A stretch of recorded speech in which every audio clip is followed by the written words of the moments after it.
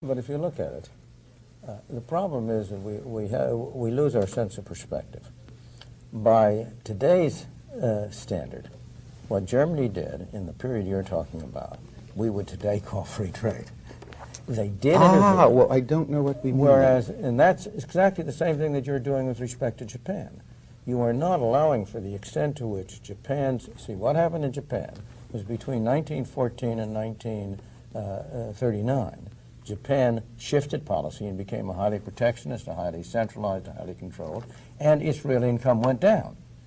In 1939, it went into war, and from after the war, it did abolish. In fact, Japan, since World War II, has been much less of a centralized and protectionist state than it was between the wars.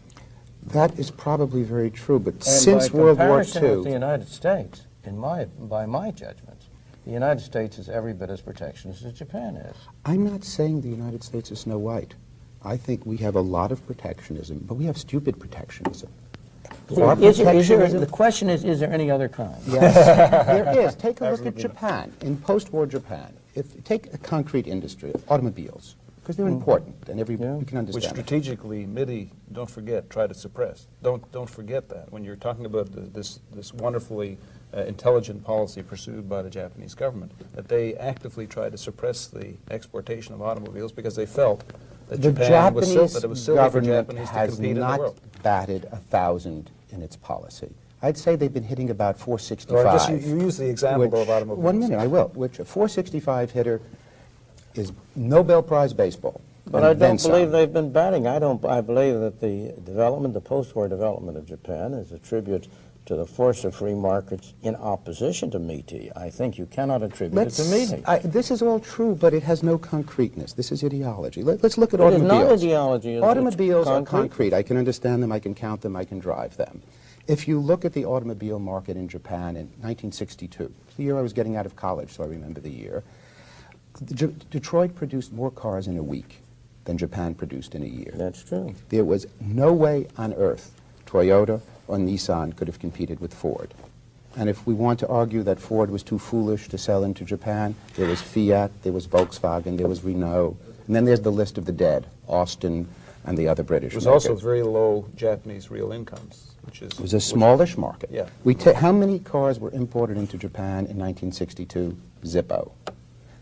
They go to 1965, Zippo. 1970, Zippo. 1975, Zip. 1980, pretty much nothing. A couple of BMWs with the steering wheel on the wrong side of the road. During all that period, there was no way the outside automobile makers could get into the Japanese market, either by selling product or by setting up a wholly owned subsidiary, making the product in the Japan market. That is what I call a protected market. It sure is. Sure is. And what happened as a result is the Japanese automobile industry now makes more cars than the American Not as a industry. result of that, far from it. You mean despite that? Despite that, of course. That is, the government policy, they would have been producing twice as many cars now. I don't know about twice as many. I don't even know if they've been producing as many. But they would have had a more productive automobile industry Had that they not would have protected. contributed more to the well-being of the people of Japan. Who could be against progress? That's not what we're talking about. But you're against it. Well, Milton, Quite the contrary. I think there is an important point that we're missing here, though, Milton, and that is that we're talking about this as though we're an economic problem. I don't think protectionism is an economic problem. It isn't. Protectionism is a political disease. It follows the well-known pattern suggested by H.L. Mencken when he said that elections are a kind of a futures market in stolen property.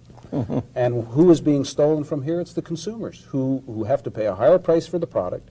And who benefits? It's the manufacturers who get that, as it were, that tax that's levied on consumers.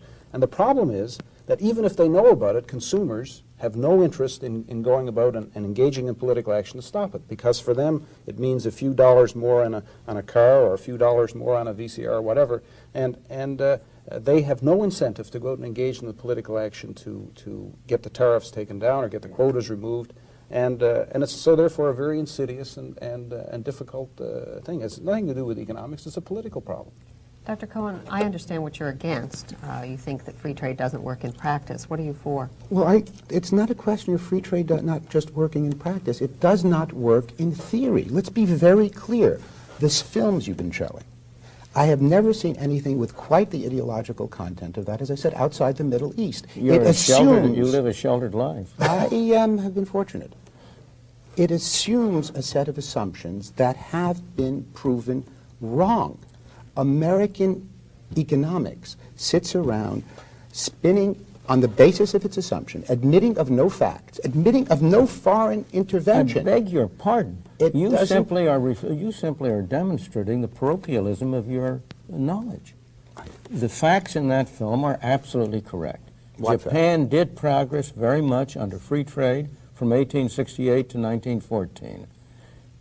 India has remained relatively stagnant under a system, a policy of protection. Those facts are correct. Those are what we used to call glittering half-truths. The other half of those truths are Germany in the late 19th century progressed splendidly under strategic policy. And Germany in the last half of the 19th century progressed greatly. It progressed greatly. And that Japan what Mike was saying greatly earlier, because it eliminated tariffs within the country. It got a large free trade area in the same way the common market has been moving, in the same way the U.S.-Canada agreement has been moving. It progressed greatly, despite the fact that it introduced some tariffs toward the external world. That's the two cases of the most successful rich country progress. Germany in the early 20th century and late 19th century, Japan in the post-war period. No, Japan in the post-war World War II period. 1 minute, I haven't finished my sentence. Japan in the post-war period are the two most startling and impressive examples of truly muscular and impressive industrial. Both, you claim, were achieved despite the fact that they used strategic development policies. I would like to say England and the United States have, despite the fact they've tried to use free market policies and have not. We've had tons of protectionism in this country. But the intellectual climate that says protectionism, you only have one word, protectionism. It's like people in Florida talking about snow. There's one word, snow. Eskimos have 100 words for snow. We have one word for protectionism. Don't forget. You know that. The Japanese have 100 words, despite the fact that these two countries have succeeded so well. You say, well, had they only done it our way, they would have done better. But I find that really hard to believe. You've had the last word, Dr. Cohen. Thank you for joining us on Free to Choose. Next week, we'll be discussing Eastern Europe and the road to prosperity.